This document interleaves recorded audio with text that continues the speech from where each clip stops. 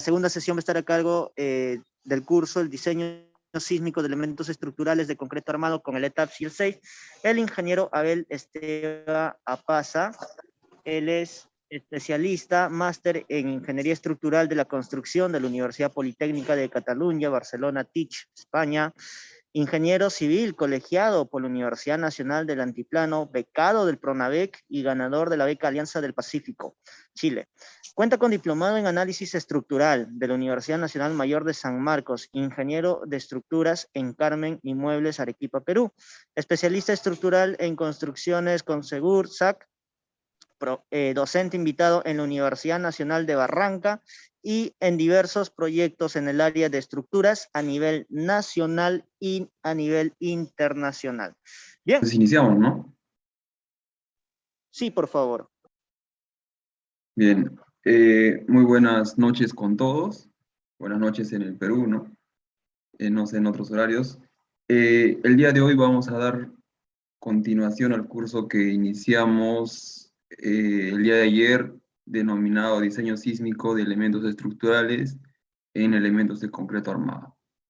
Bien, el día de hoy vamos a ver un poco más ya del análisis estructural y los conceptos iniciales o conceptos precedentes que debemos de tener en cuenta antes de meternos a modelar, antes de meternos a analizar cualquier tipo de estructura de concreto armado.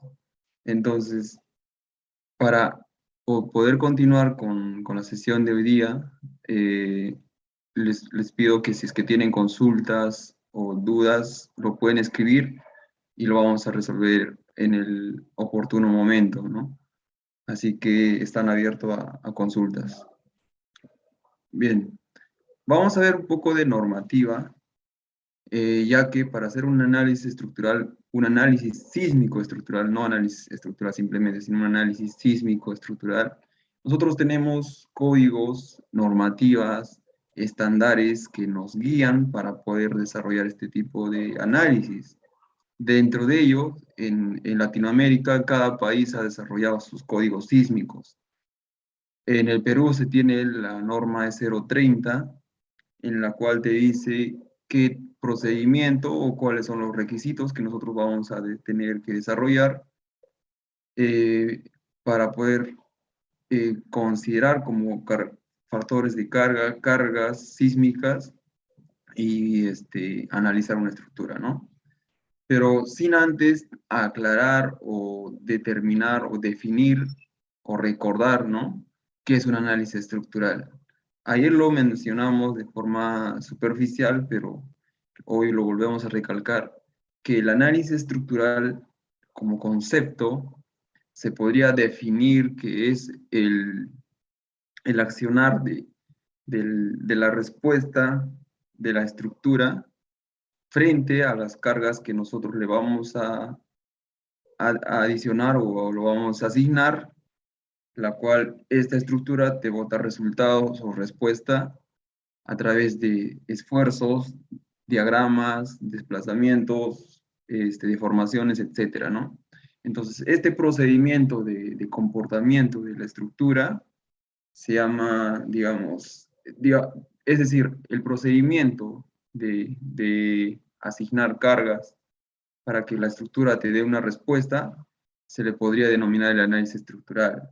Para ello podemos tener nosotros distintos métodos, métodos clásicos o manuales, que también lo podemos llamar, métodos ya con programas o métodos computarizados, con programas de TABS, ROBOS, etcétera, pero todos tienen el mismo objetivo, ¿no? Obtener diagramas de comportamiento, diagramas de deformaciones, diagramas de esfuerzos, desplazamientos, etc. Entonces, para hacer nosotros ese procedimiento, ¿qué es lo que necesitamos primero? Cargas, acciones, necesitamos el modelo. Entonces, el modelo ayer lo hemos tratado bastante, ya que esto obedece a una estructuración, obedece a a un criterio de estructuración, de planteamiento de placas, de columnas, etc. Sin embargo, después de eso, nosotros armamos el modelo, ¿y qué viene? Cargas, acciones, o lo que va a intervenir Dentro de ellos está el sismo. Entonces es así que la norma 030 nos dice que debemos de hacer un procedimiento de pasos para obtener esta fuerza sísmica, considerar sus parámetros y asignarlo al modelo, ¿no? Entonces es necesario siempre, cada que nosotros hacemos un análisis sísmico, es necesario que tengamos en cuenta nuestra norma en la mano, ¿no? Para ver a dónde corresponde y cuáles son los factores que le corresponden.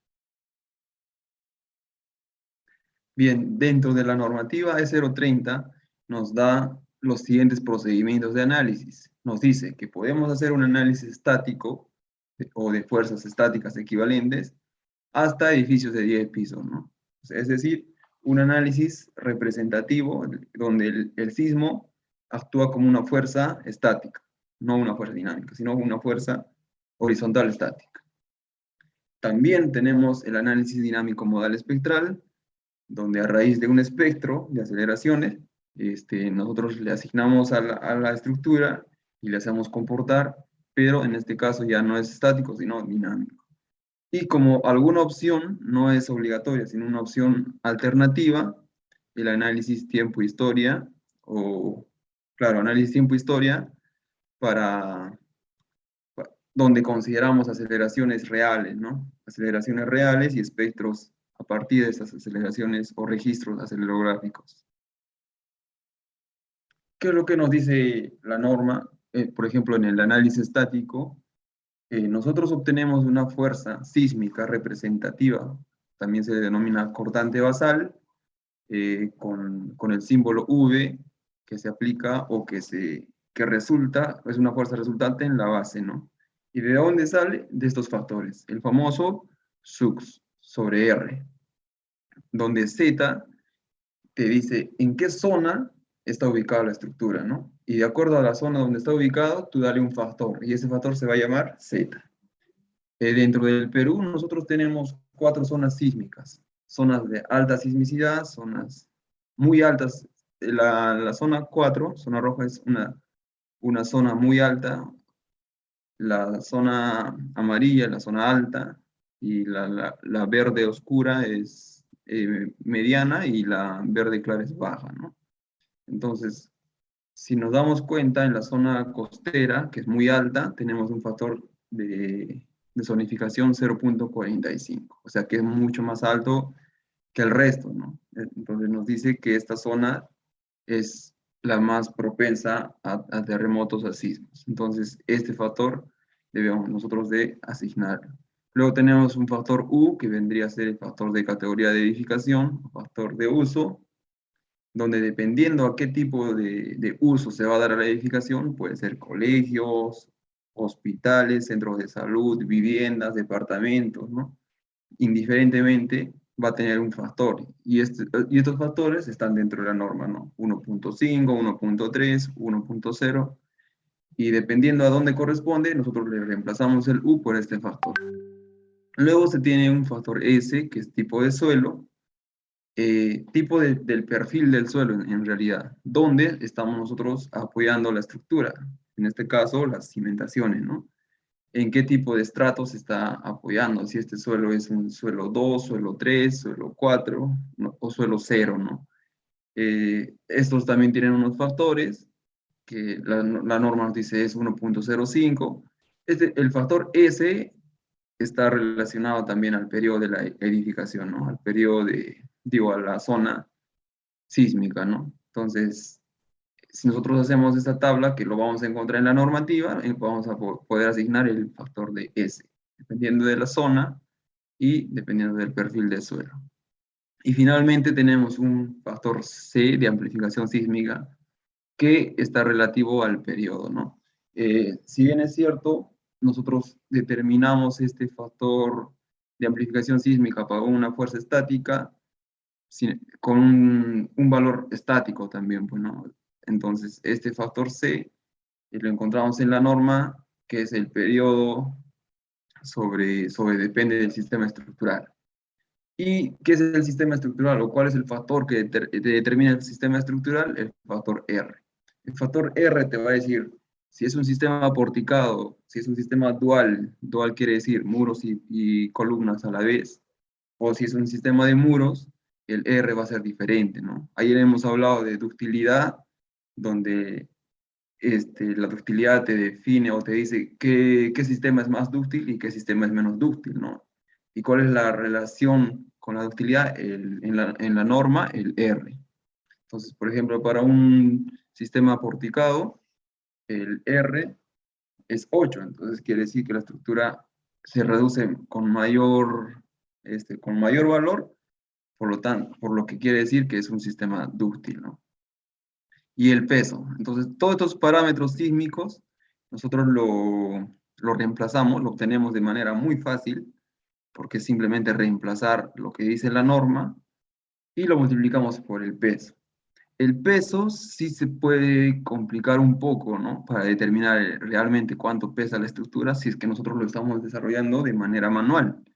Es decir, sin utilizar ningún software, sin utilizar un programa, queremos meter el edificio cuánto pesa, tenemos que considerar todas las acciones posibles, todas las secciones reales que tiene nuestro edificio, incluso los pisos terminados y acabados, ¿no? Entonces, con eso nosotros determinamos el peso y lo multiplicamos por los factores sísmicos y obtenemos la acordante basal.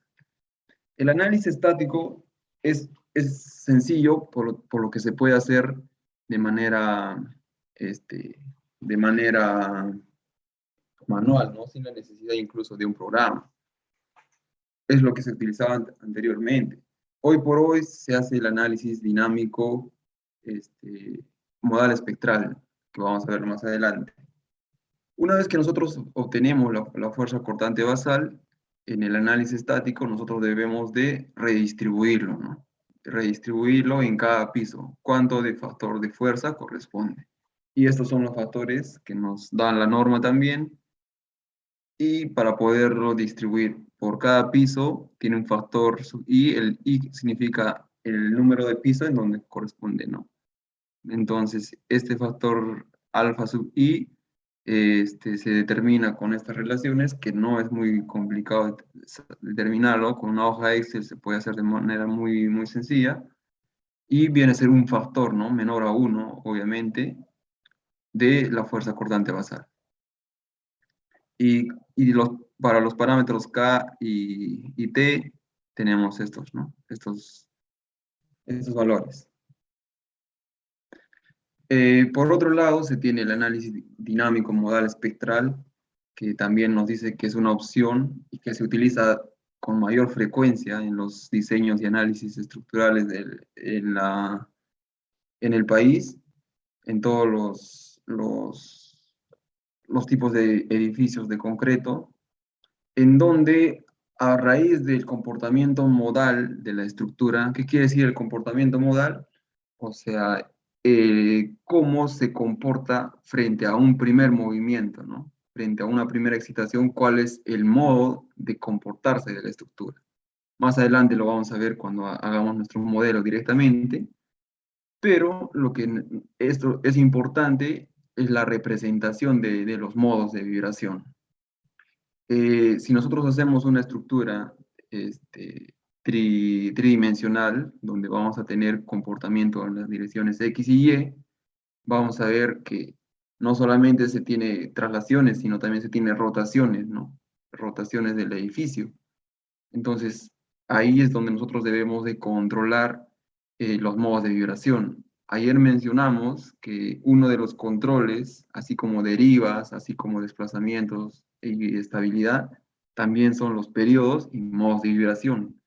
Y eso lo vamos a ver con el ejercicio propiamente, ¿no? Que muchas veces se obvia, y yo he visto muchos colegas estructurales que tienden a cometer el error de no considerar el control de la vibración, ¿no? Por lo tanto, al final demoran más en el análisis o incluso no lo llega a cumplir en su totalidad. Pero bueno, este método básicamente consiste en desarrollar un espectro de respuesta con los mismos factores del análisis estático, pero en vez de multiplicarlo por el peso, lo multiplica por la gravedad. Por lo tanto, este espectro es un espectro de pseudoaceleraciones, ¿no? Pero como no está multiplicado por el peso, pero sí por la gravedad, entonces la gravedad es un factor de aceleración, entonces esto tiene una unidad de aceleraciones. Así como les mencioné, los factores son los mismos: factor de zona, factor de uso, el factor S de suelo, el factor C del factor de amplificación sísmica y el R del sistema estructural. El C en este caso ya no va a ser un valor estático, sino va a ser un valor dinámico, por lo que depende del periodo, ¿no? Cuando el C, estos 2.5 nos dice cuando el periodo es menor al periodo fundamental de la estructura. Cuando el periodo se encuentra entre el T sub P y el T sub L, el periodo o el valor de C tiene esta función, y cuando T es mayor que T sub L, el periodo C, digo, el valor de C es este valor. Con este comportamiento del C nos da esta forma del espectro. O sea, por una parte que es plana, empieza a reducir y se vuelve como una asíntota, ¿no? Nunca llega a cero, pero se va al infinito. El valor del T sub P y el T sub L también se encuentra en la norma, va a depender del tipo de suelo y de la zona, ¿no? Por lo tanto, no es muy complicado tampoco determinar el valor de C. Aquí tenemos algunos de los ejemplos que están en la norma, por ejemplo, para el factor de uso. Tenemos categorías A, categorías B, categorías C. El A son los establecimientos de salud, los centros de educación, ¿no? Pero dentro de los A1, donde nos piden, nos obligan a hacer hoy por hoy el uso de aisladores, se encuentran los centros de salud o hospitales, ¿no? Y A2 está el resto de edificaciones esenciales que no requieren aisladores. Por ejemplo, son los establecimientos de salud no comprendidos en la categoría 1, puertos, colegios.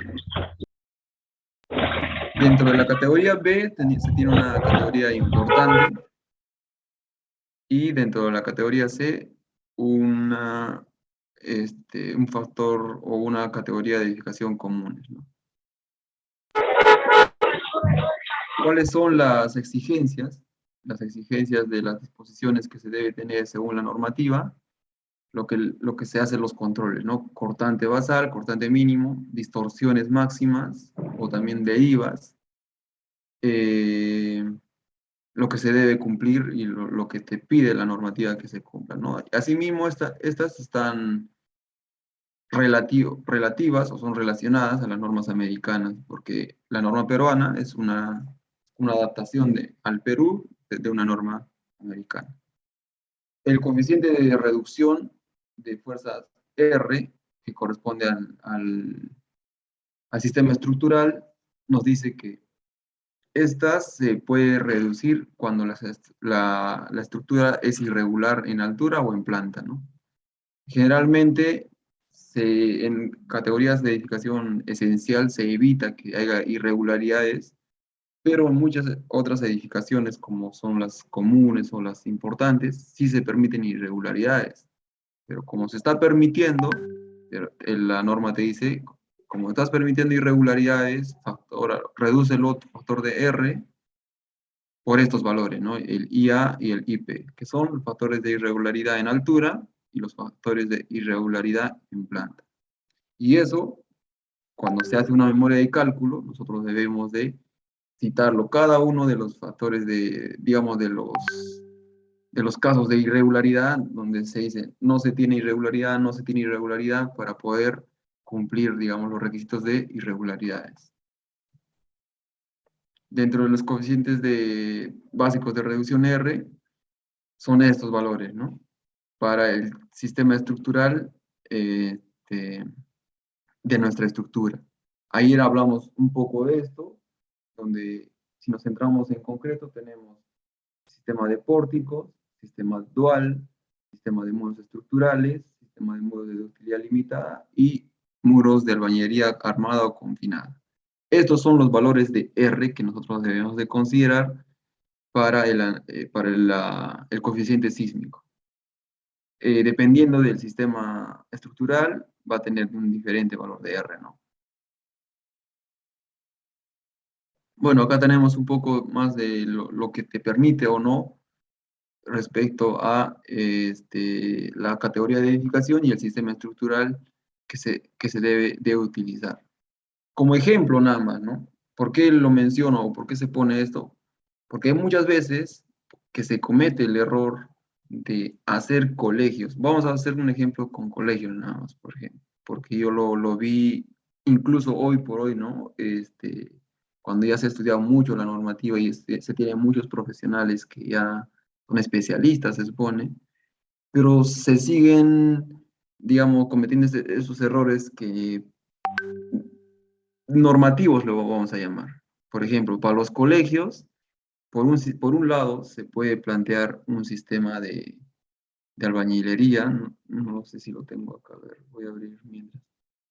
Para un sistema se puede plantear un sistema de albañilería por un lado, y por el otro lado tenemos un sistema de pórticos, ¿no? Para colegios. Y se ha adaptado mucho, se ha utilizado mucho en el pasado, y se tiene colegios de esos sistemas, ¿no? Con albañilería en un sentido y con pórticos en el otro sentido. Sin embargo, nosotros nos vamos a la normativa para colegios. Tenemos una categoría de edificación, que son A2. Sin embargo, para categoría de A2 no te permite, si nos damos cuenta acá, no te permite en ningún lugar que se puede utilizar sistema de pórticos.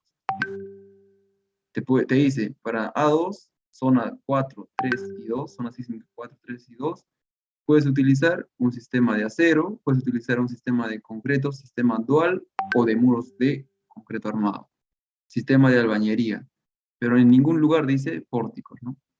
Entonces, y los que han planteado con pórticos están mal, ¿no? Por ejemplo, aquí está el resumen total. Para categoría 2, te dice sistema de muros, o sistema de albañería o sistema de dual.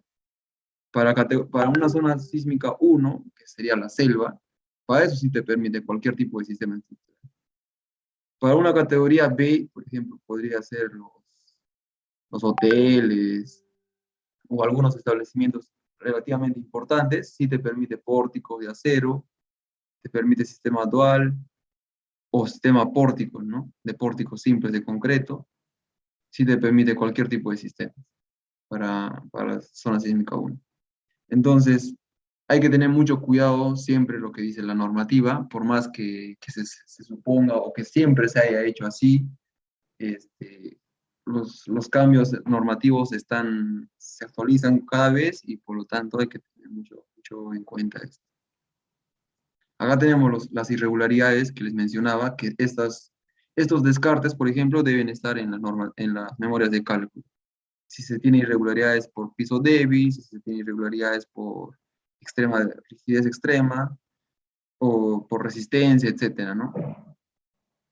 Luego se tienen los sistemas de transferencia, que no se permiten en realidad, pero también se han utilizado mucho, por ejemplo, en establecimientos de estacionamientos, donde se plantea todo el nivel del sótano con placas y muros grandes, ¿no? O sea, de dimensiones grandes. Sin embargo, cuando ya pasan a un nivel típico, a un nivel del segundo hacia arriba, ¿qué es lo que hacen? Lo subdividen, o a partir de un sistema de transferencia se cambia el sistema estructural, ¿no? Es decir, si abajo era una placa grande, arriba puede ser dos placas pequeñas apoyadas en una losa, que va a ser un sistema de transferencia. Obviamente una losa bastante gruesa, pero y que ya no está en el mismo eje, ¿no? Sino en otros dos ejes. Entonces, este tipo de sistemas para una zona sísmica no se permite, a menos que sea menores al 25% de la carga. Bueno, aquí tenemos ejemplos reales de sistemas de transferencias. Por ejemplo, en el sótano siempre, ¿no? Se trata de evitar que haya muchas columnitas en el medio para poner solamente muros grandes, pero a partir del siguiente piso ya nace una columna, es decir, ¿no? Nace una columna como si esto fuese su cimentación. Sí se puede permitir cuando el porcentaje de masas es menor al 25%, entre 1 y el nivel inferior.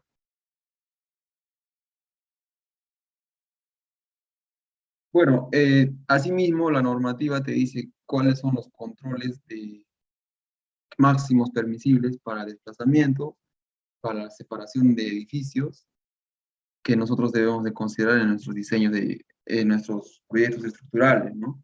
Por ejemplo, el S significa la separación de edificios. ¿Cuál es lo mínimo?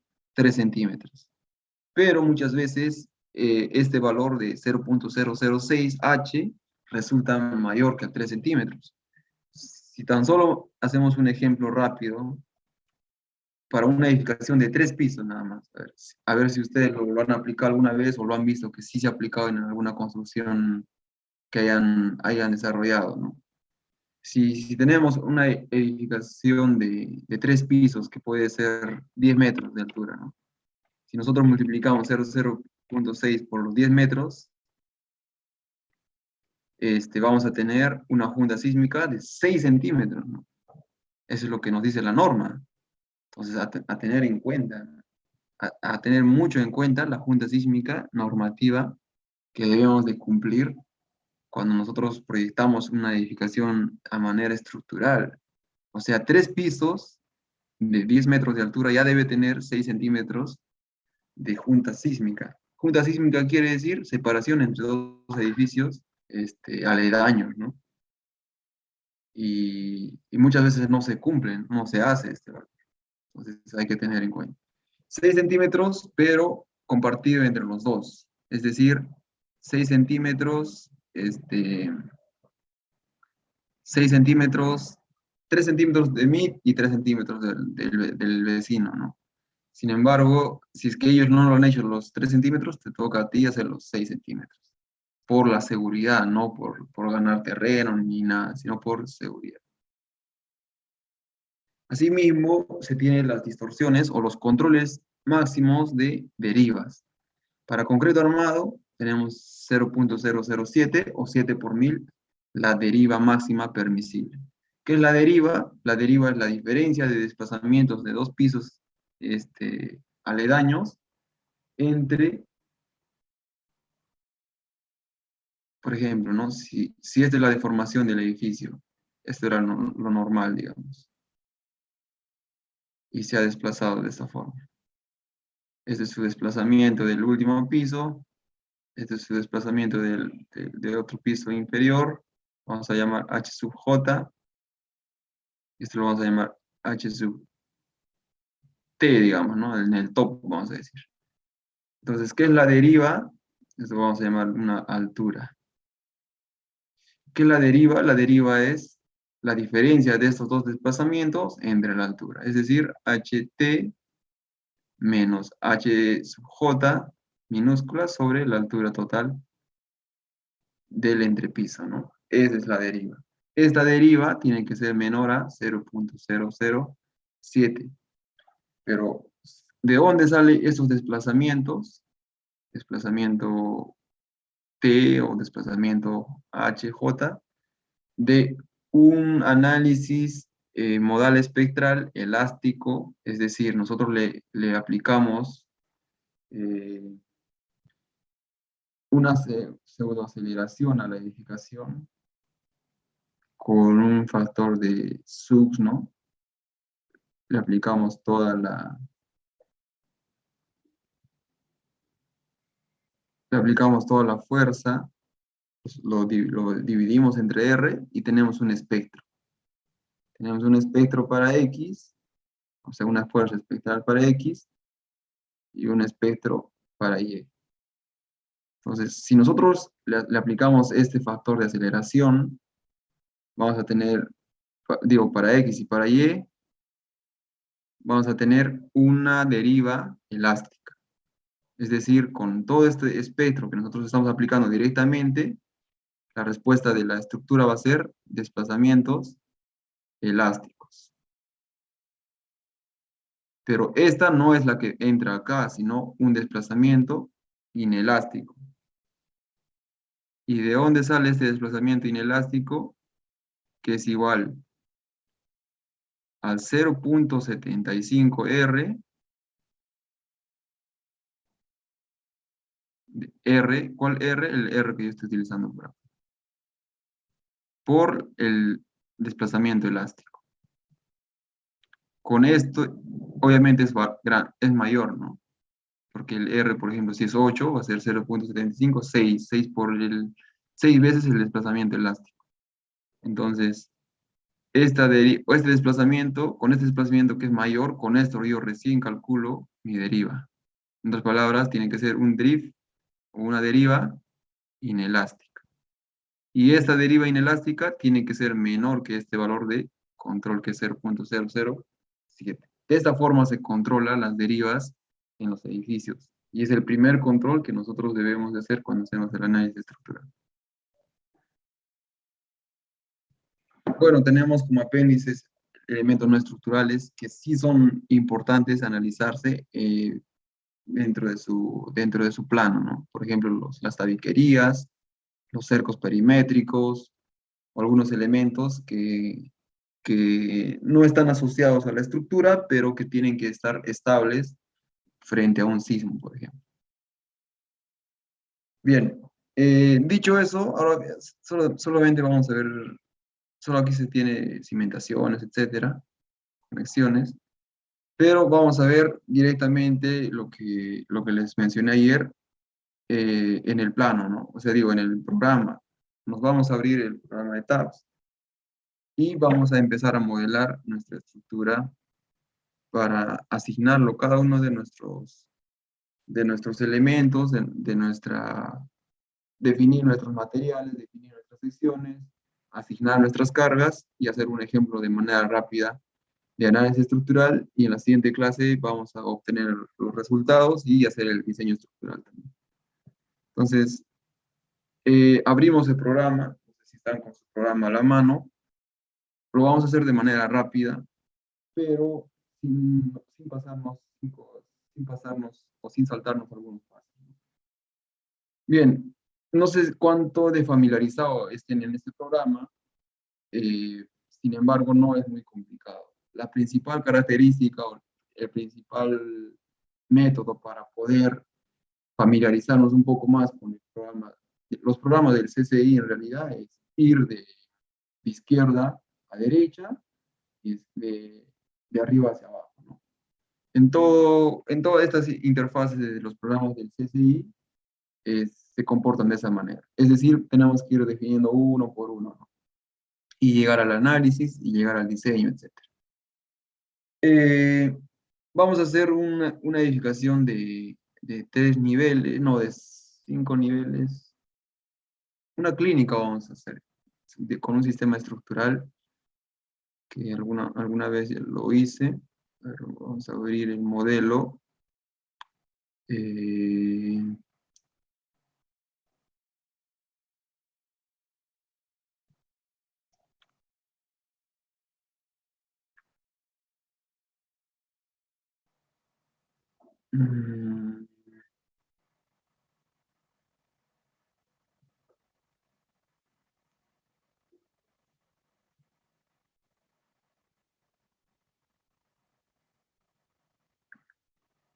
Ya, lo tengo en el Revit para podernos guiarnos de la estructuración y lo vamos a levantar en el programa de tabs. Nosotros nos vamos aquí a File, abrir un nuevo modelo. En esta interfaz nos va a aparecer esto, ¿no? Nos dice modelo de inicialización. Nos vamos acá a usar un nuevo modelo. Definimos el sistema de unidades que queremos utilizar. Nos vamos a un sistema métrico. Podemos utilizar el sistema internacional también y luego lo cambiamos, pero un sistema métrico para iniciar. Dentro de la normativa lo dejamos por defecto si estamos utilizando el ETABS 2018, 19 o 20. Por defecto ya nos aparece lo último, ¿no? En el 18 todavía no te aparece el ACI 2019, te aparece solamente el ACI 2014. Pero a partir del 19 ya te aparece el ACI 2019, que es la última actualización del diseño en concreto armado para elementos estructurales. No ha cambiado mucho en realidad. Le damos OK y nos va a aparecer una primera, un primer planteamiento de accesos directos para hacer cualquier tipo de sistema estructurado. Nosotros podemos partir a partir de una hoja en blanco o podemos guiarnos de unas grillas, ¿no?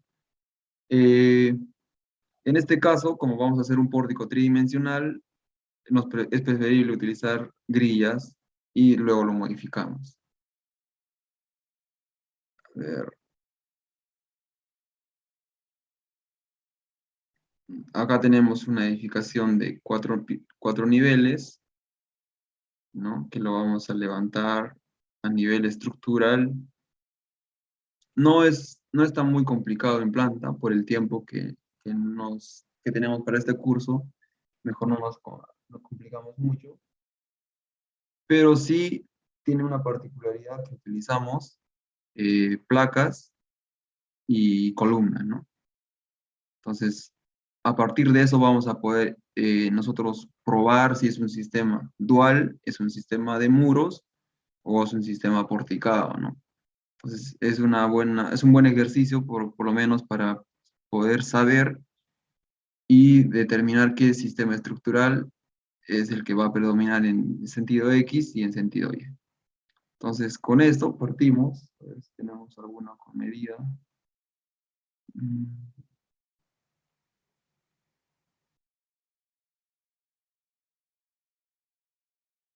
Ya. A partir de esta página, de esta hoja vamos a partir. Donde se tienen las columnas, ¿no? Listo. Primero planteamos las grillas, ¿no? Los ejes. Vamos a llamarlo esto eje X y en este sentido eje Y. Tenemos 1, 2, 3, 4 grillas en el eje X. Entonces en nuestro programa le damos número de grillas en la dirección X, 4, correcto. En la dirección Y tenemos 1, 2, 3, 4 también. Por lo tanto, lo dejamos. ¿Cuánto es las distancias? Le vamos a poner uno solo porque lo va a replicar y luego lo modificamos. Vamos a poner 4.10 y 5.69. Aquí, espaciamiento, 4.10 y en la dirección Y, 5.69. Los números de pisos, para eso nos podemos ir a una elevación y tenemos la altura de piso, ¿no? El primer piso son 4.05 y los demás, el segundo es 3.85 y el último es 2.70, ¿no? Número de pisos son 4, el piso típico es 3.85, el primero es 4.05, sí, 3.85, 4.05. Y lo modificamos para el último, ¿no? Que es diferente. Con eso le damos solo grilla y OK.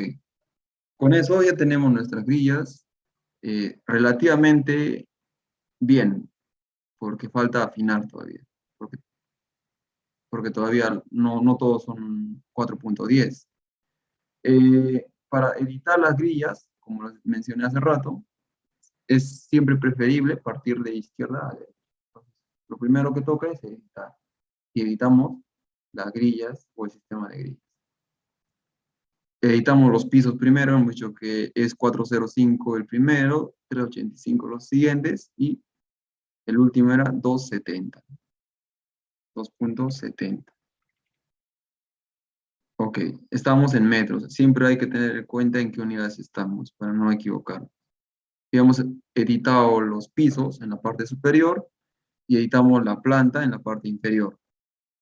Para eso nos vamos aquí, modificamos. Si vemos bien en ambos lados, tenemos las coordenadas, pero estas están progresivas, no relativas. No son, son absolutas, no son relativas. Entonces nosotros cambiamos a relativas, es decir, que nos muestre únicamente por espaciados.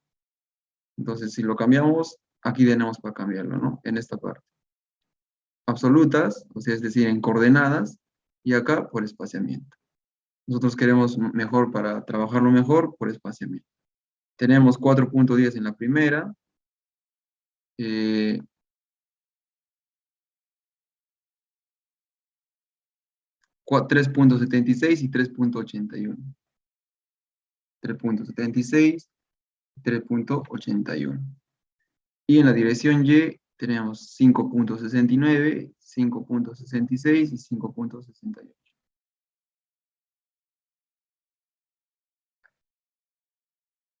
Estas diferencias mínimas en realidad, ¿no? 68, 66, o sea, estamos hablando de la décima parte que está variando.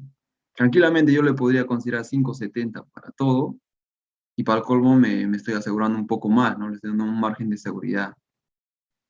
Se puede dar. En realidad, con la experiencia ya uno que va manejando, no siempre tiene que ser muy preciso, ¿no? Es preferible manejar órdenes o magnitudes exactas, es decir, valores redondos, que estar dando por decimales, ¿no?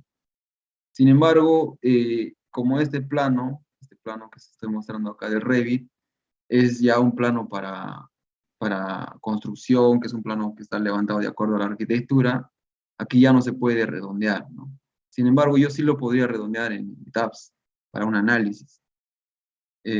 ¿Por qué? Porque manejar decimales así muy pequeños no es tan conveniente, pues, ¿no?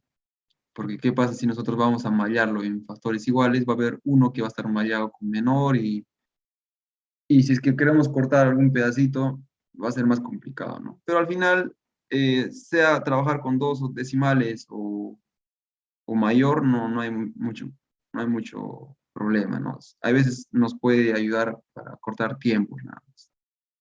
Lo vamos a trabajar tal cual está ahorita, con sus decimales y todo. ¿Listo? Hemos visto que acá se ha arreglado un poco y le damos OK. Entonces, relativamente se ha arreglado las coordenadas y ya tenemos todos los niveles en grillas únicamente. Entonces, esta es una de las versatilidades de este programa, que si nosotros asignamos cualquier elemento en este piso, yo puedo ponerlo para replicar a todos los pisos en la parte derecha inferior y no tendría, o sea, me lo replica automáticamente, ¿no? Para todos. Así sea la altura que sea, no necesariamente tiene que ser igual. Si es de 270 y le bajo 385 y yo pongo para todos, se replica. Y eso es lo que vamos a hacer una vez que hagamos el modelo. Entonces, una vez que ya tenemos las grillas definidas, ¿no? ¿Qué más podemos editar acá? De momento, nada más. Luego pasamos a definir nuestros materiales. Entonces nos vamos a la pestaña de Define, Material Properties, tenemos los materiales predominados o predefinidos, que vendría a ser el acero estructural de grado 50, concreto, pero en un sistema de Estados Unidos, ¿no? Un sistema americano. Entonces, nosotros lo podemos utilizar, lo podemos modificar de acuerdo a nuestros requerimientos y de acuerdo a nuestras características que vamos a utilizar en nuestra obra. Es decir, si vamos a utilizar un concreto 210, debemos de ponerlo concreto 210 aquí. Entonces nosotros añadimos uno nuevo, basados en Estados Unidos, porque es lo más cercano que tenemos nosotros acá.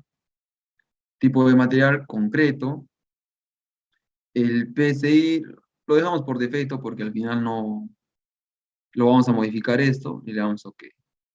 Entonces aquí lo ponemos concreto, resistencia 280 kilogramos, 210, ¿no?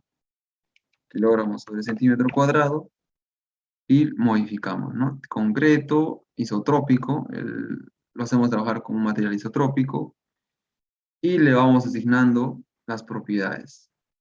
Acá tienen que ser 2.400 kilogramos sobre metro cúbico, es el peso unitario, o el peso volumétrico, o el peso específico. El módulo de elasticidad. Este módulo es 15.000 por la raíz cuadrada del F'C. En este caso, la raíz, el F'(c) es 210, por lo tanto, sería 217.370. Pero como esto te da en kilogramos sobre centímetro cuadrado, para llevarlo a milímetros, ¿no? Que está en esta parte, solamente utilizo por 100, ¿no? Entonces sería 2173.71. 2173.71 kilogramos sobre milímetro cuadrado. Los demás lo podemos dejar por defecto, ¿no? El módulo de Poisson, el coeficiente de expansión térmica, lo dejamos por defecto. El módulo de corte se actualiza de acuerdo al Poisson y al módulo de elasticidad. ¿Qué más modificamos acá? La resistencia propiamente, ¿no? ¿Cuánto es la resistencia en kilogramos sobre milímetro cuadrado? Uno es hacerlo, o sea, un método es hacerlo con milímetros cuadrados, ¿no? 2.10, o lo puedo modificar acá. O lo otro sería modificar las unidades para que se nos haga más familiar y ponerlo a centímetros, que es como nosotros lo conocemos, ¿no? Centímetros cuadrados, kilogramos sobre centímetros, y ahora sí, recién modificamos. ¿Cuál es el material? Es modificar, y nos vamos aquí, modificar. Entonces, estaba 281, yo lo conozco como 210.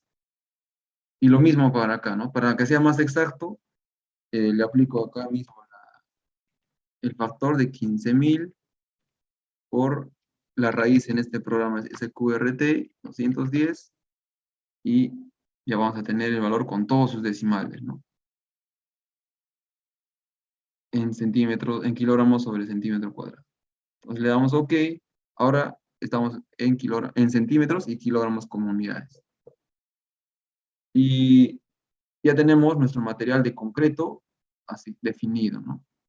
Luego, podemos modificar o agregar también las propiedades del acero. Sin embargo, el acero es muy similar al acero americano de Estados Unidos que nosotros utilizamos aquí en Perú.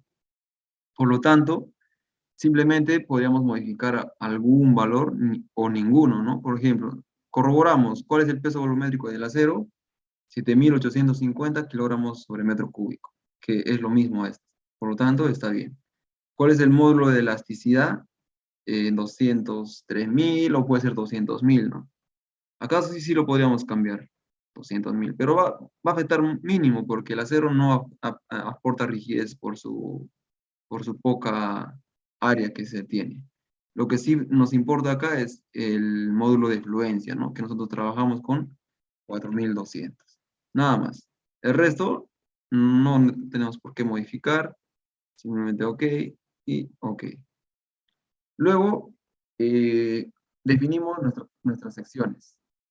Si vamos a nuestro modelo, bueno, a nuestro plano también podemos tener un plano arquitectónico, un plano estructurado ya. Vemos qué tipo de elementos estructurales tenemos. Tenemos una columna de 30 por 80, tenemos una columna de 30 por 50, esta es una placa de 25, acá se tiene una columneta de, bueno, 30 por 50 o una placa de 30, ¿no? Y esta es una placa de 30. Entonces, tenemos elementos frame, que son las columnas, y vigas, por cierto.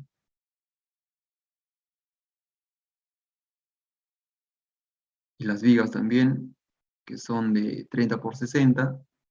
Y tenemos elementos shell, que vendrían a ser las placas. Entonces, tenemos dos tipos de elementos, según el etapa: frame y shell. Entonces, vamos a definir primero los frame section.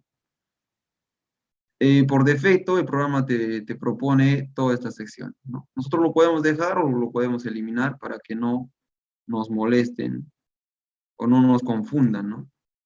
Lo podemos eliminar todo. Entonces, ¿cómo lo eliminamos? Vamos aquí, de eliminar múltiples propiedades.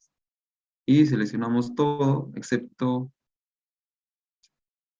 seleccionamos todo y eliminamos. Ahora sí, seleccionamos todos excepto uno y eliminamos. aunque lo eliminó todo, ¿no? Pero siempre lo deja uno.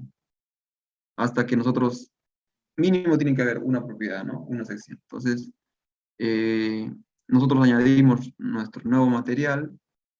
Del material, sección de concreto.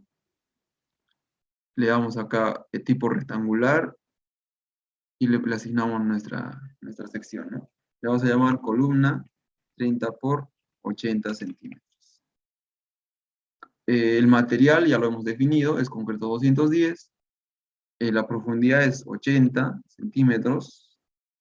La base es 30 centímetros. Y le damos OK, ¿no? Porque tiene comportamiento de columna. En caso de que querramos viga, sí debemos de cambiar las propiedades del acero, ¿no? Tipo de diseño PM2M3. ¿Qué quiere decir? Axial flexocompresión. Entonces, columna. OK. El resto lo dejamos por defecto porque no vamos a diseñar, solo vamos a analizar. No vamos a verificar el diseño, vamos a diseñar, es decir. Cuando se hace la verificación de diseño, ahí sí tienes que asignarle acero y todo eso, ¿no? Nosotros vamos a calcular cantidades de acero. Por lo tanto, no es necesario estos parámetros. Le damos OK. Ahora sí podemos eliminar esta propiedad.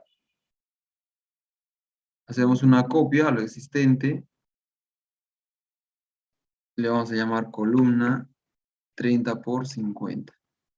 Cambiamos la altura únicamente. Bueno, ya tenemos el material asignado y le damos OK. ¿Qué más? Bueno, acá debemos de poner los centímetros, ¿no? Para que no nos confundamos. Centímetros. Luego, tenemos columnas de 30 por 50. Únicamente estos, ¿no? Luego tenemos vigas. Añadimos nueva propiedad. Seleccionamos la sección. Le vamos a llamar viga 30 por 60 centímetros. El material, concreto 210. La altura o el peralte, 60. Y la base, 30 centímetros. Aquí sí modificamos el comportamiento para el diseño. Le ponemos como viga, ¿no? BIM. Solamente en su momento de su mayor eje. Le damos OK. Y se quitan los aceros, ¿no? ¿Por qué? Porque está trabajando únicamente a flexión. Le damos OK. ¿Qué tipo de viga más tenemos? A ver. Esta viga es 30 por 50.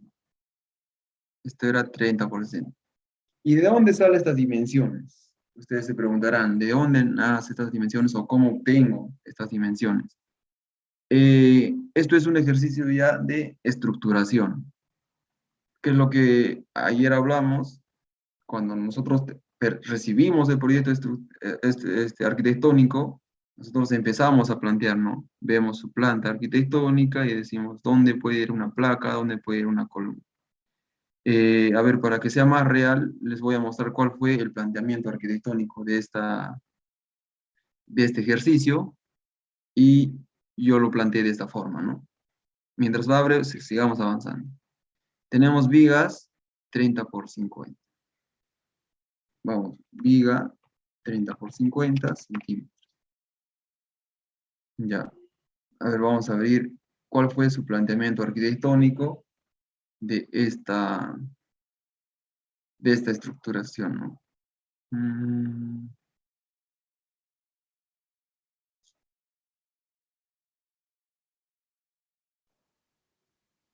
Ya, acá tenemos todo el primer nivel, segundo nivel. Vamos a abrir un primer nivel, a ver. Entonces, ¿qué es lo que me llegó a mí como primer documento o como primer plano de arquitectura? No, bueno, esto incluso ya es el que está modificado, el que ya se ha actualizado.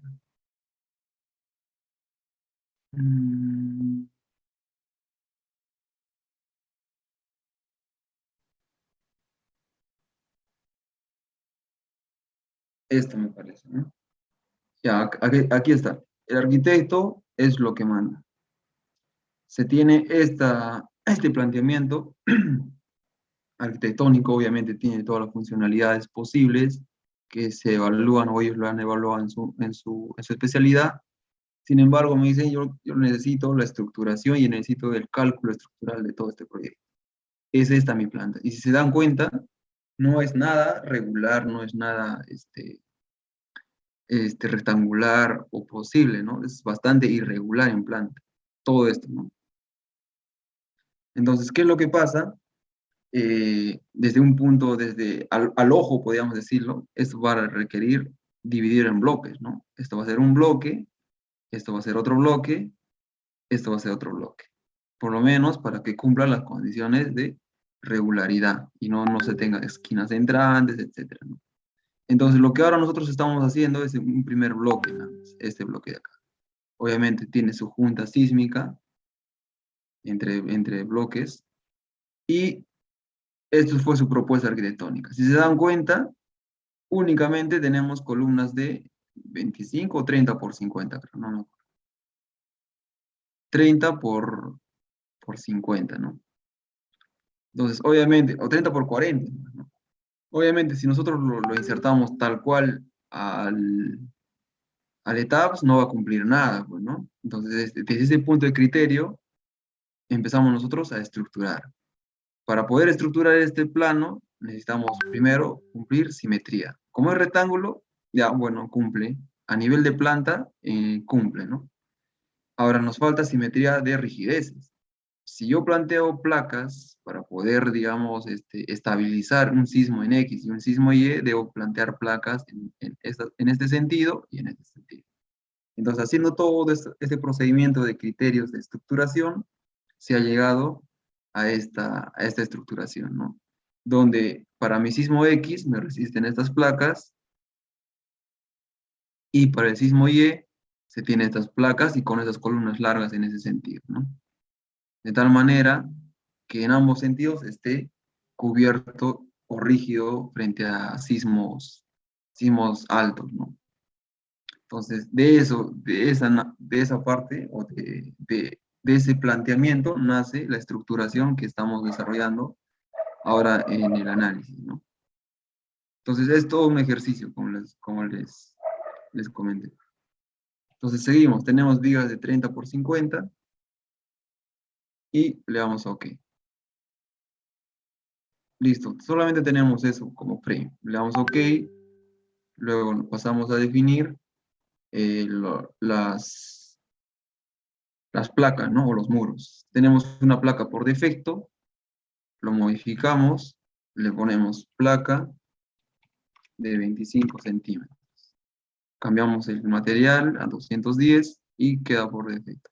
Aquí tenemos qué tipo de comportamiento o tipo de modelamiento va a tener. Se va a comportar como una placa delgada, una placa gruesa, una membrana o una placa con capas, ¿no?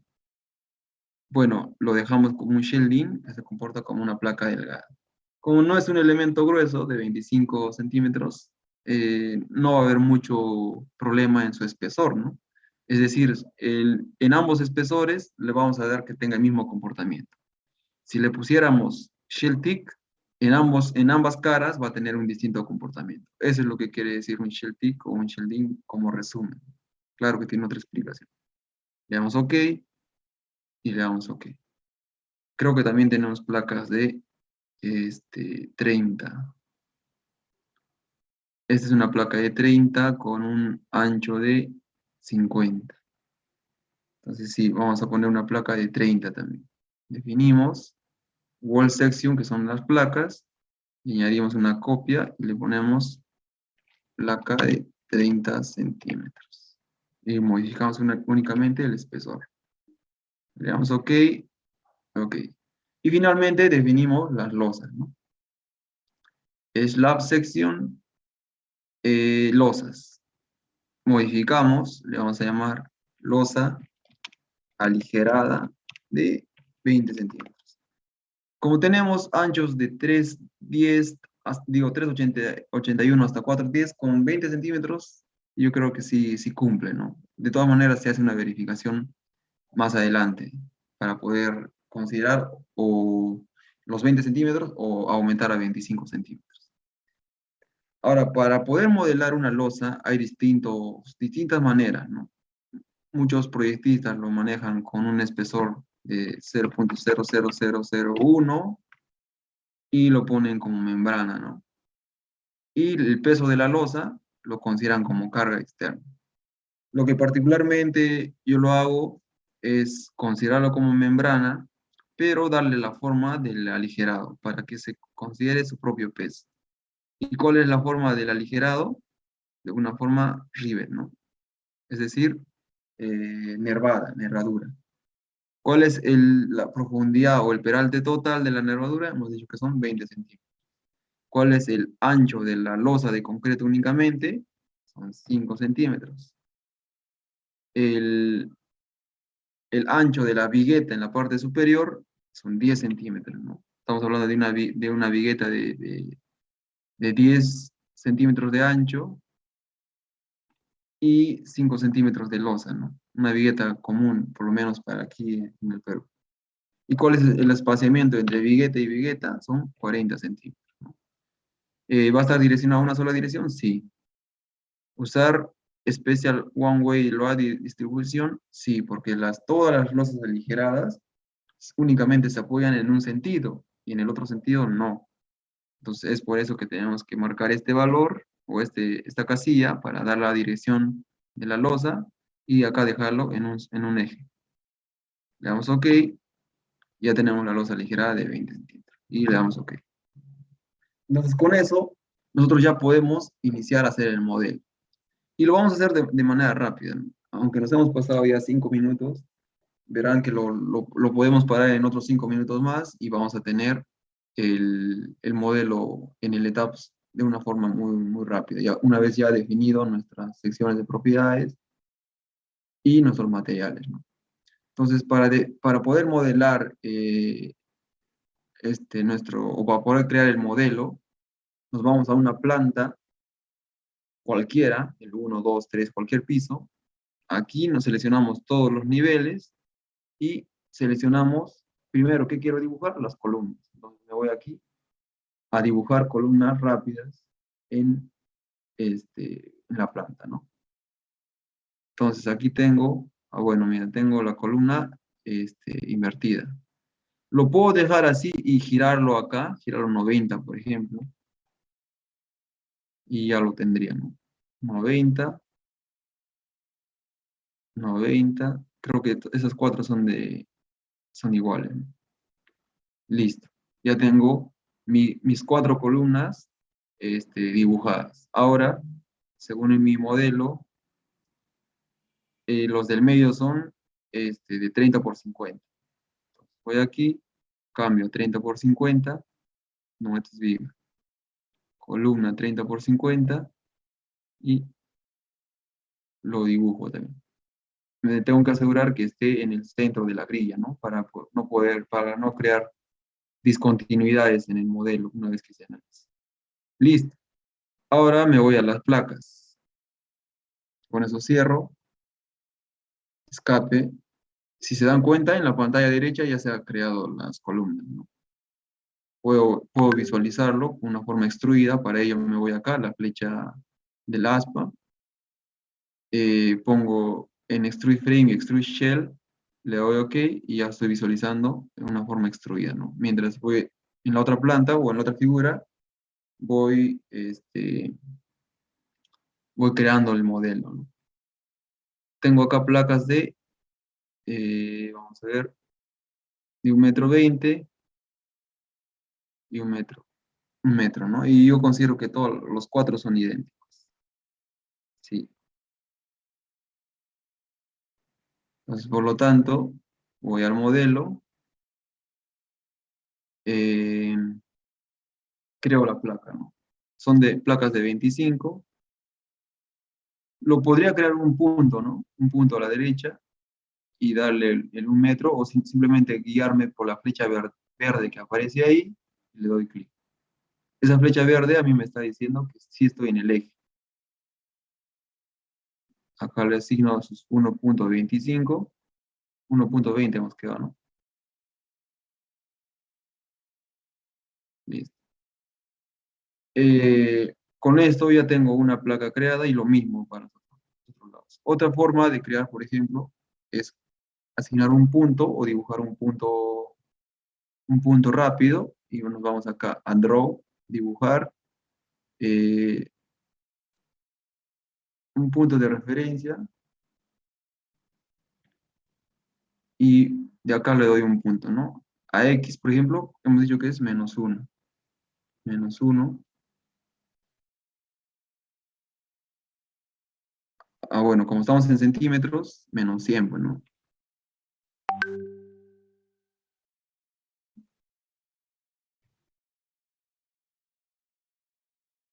Y en la otra parte, 100 también, en la parte izquierda. Y en Y, 120, ¿no? Es otra forma de, digamos, de dar guía a mi dibujo, para que no esté calculando y para que sea más preciso. Pues una vez que ya tengo los puntos, cuando ya dibuje la placa, ya solamente me guío de los puntos, ¿no? Y lo mismo acá.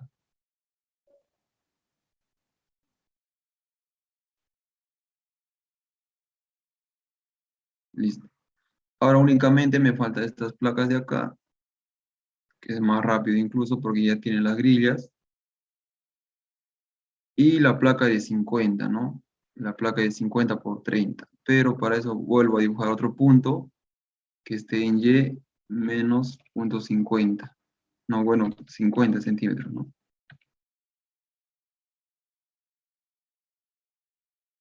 Y 50 centímetros en Y. Listo, entonces vamos aquí, dibujamos la placa de 30,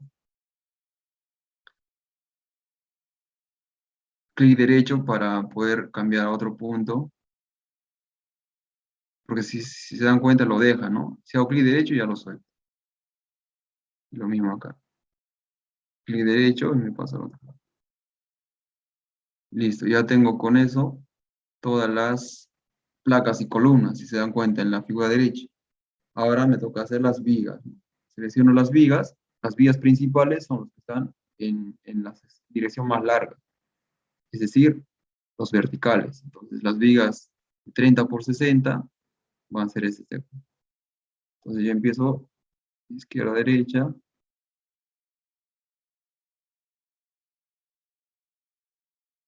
y lo voy a hacer hasta el fondo, ¿no?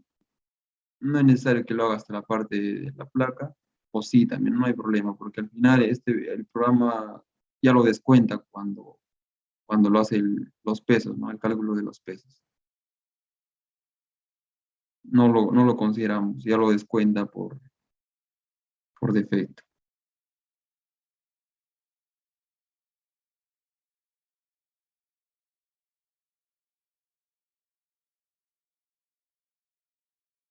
Y en el otro sentido tenemos la viga de 30 por 50.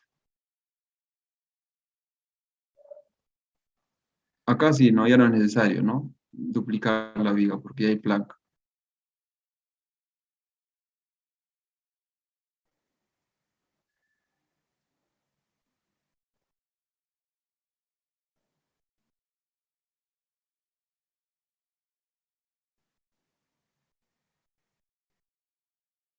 Clic derecho y nos saltamos de frente.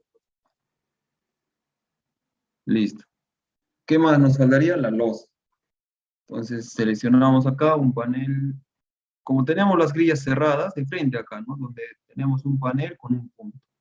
Seleccionamos y seleccionamos el tipo de propiedad y losa ligera, le damos clic. Y como ya hemos seleccionado el panel con punto, por defecto, todo lo que está dentro de la grilla nos va a dibujar. Seleccionamos y nos da la dirección de la carga donde se va a apoyar, y justamente son las vigas principales.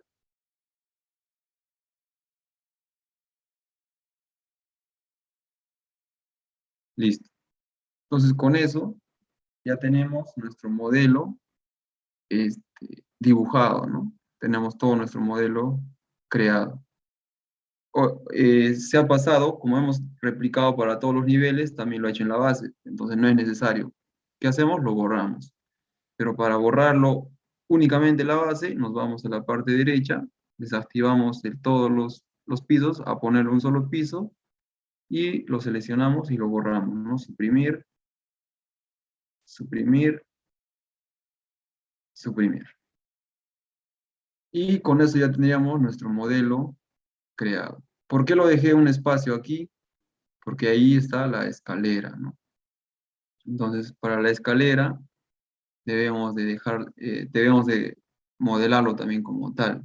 Y eso ya en la siguiente sección vamos a modelar la escalera. Entonces, tenemos todo un vano de escaleras, por lo tanto, es considerable, ¿no? Tanto en peso y carga, porque si bien es cierto, en los tramos de escaleras y pasillos, la sobrecarga es mayor que el resto, ¿no?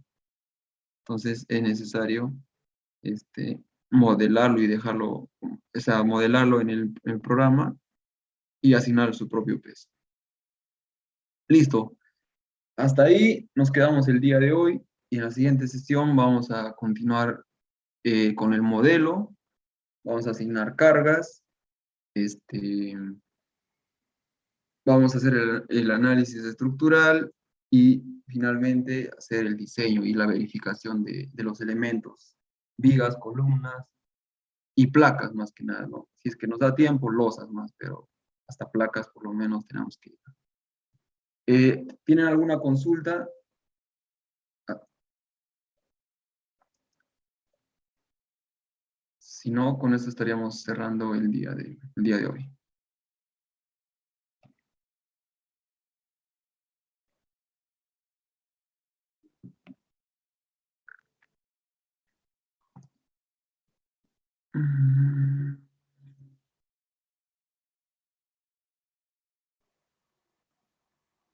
¿Hay alguna consulta, alguna sugerencia?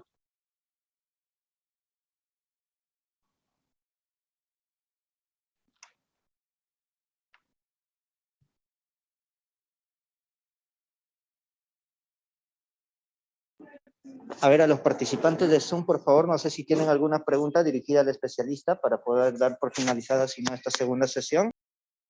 Mientras tanto, aprovechemos las preguntas, ingeniero Abel, las preguntas del Facebook. Nos menciona Alfredo Guamantico.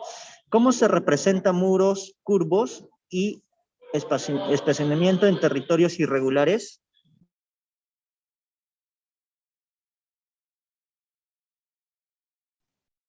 A ver, ¿muros curvos o qué? No lo escuché muy bien, ¿podría repetirlo, por favor? Claro, me dice, ¿cómo se representa muros curvos y espaciamiento en terrenos irregulares? Ah, ya.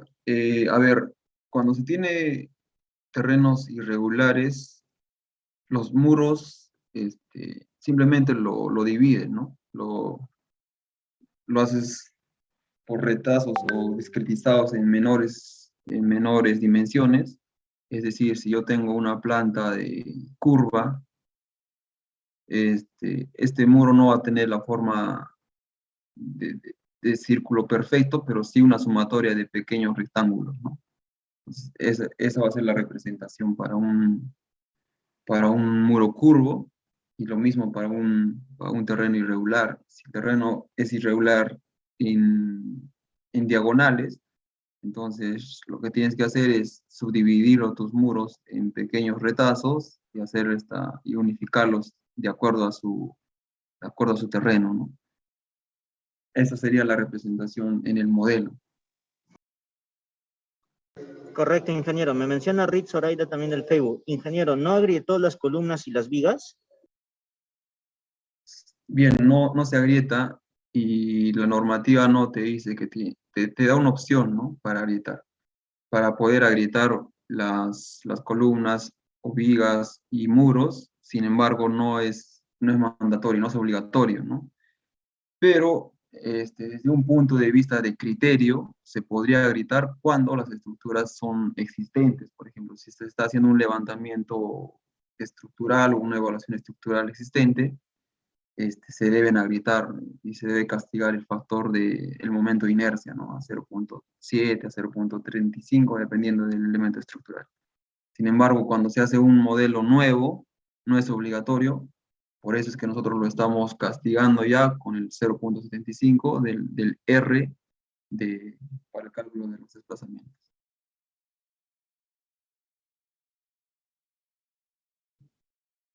Muy bien, ingeniero Abel. De forma resumida, ingeniero, el día de mañana, ¿qué es lo que estaríamos, o no, el domingo, qué estaríamos abarcando en estas dos horas, ¿verdad, ingeniero? Confírmeme ese detalle. Sí, sí, así es. Muy bien, el día domingo en estas 2 horas, ¿qué estaríamos abordando? ¿Del software, el instalador? Confírmeme, por favor. Sí, si es que tienen más consultas o tienen algún problema con el instalador o con el modelamiento que se ha desarrollado hasta el día de hoy, vamos a absorber primero esas consultas en un breve tiempo. Y concerniente al curso, lo que se va a desarrollar es el análisis estructural, es decir, asignar las cargas de gravedad, todas las cargas permanentes, estáticas, y las cargas dinámicas que son de sismo, de acuerdo a la normativa que lo hemos visto hoy día. Y vamos a hacer los controles de acuerdo a nuestro ciclo del proceso de diseño, ¿no? Controles de derivas, controles de periodos, control de torsiones. Vamos a verificar si es que se cumplen o no los periodos, y de acuerdo a eso, si pasamos a diseño, y en el diseño, o sea, si pasamos o no al diseño.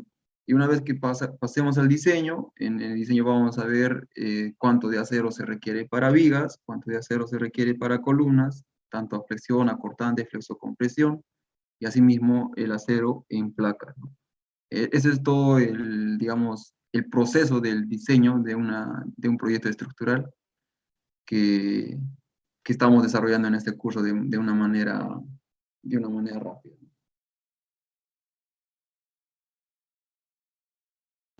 Correcto, ingeniero Abel. Entonces, agradecerle una vez más su participación en este segundo día de capacitación y nos reencontramos el día domingo a las 7 de la noche, ¿verdad? Sí, a ver, tengo una consulta en el Zoom.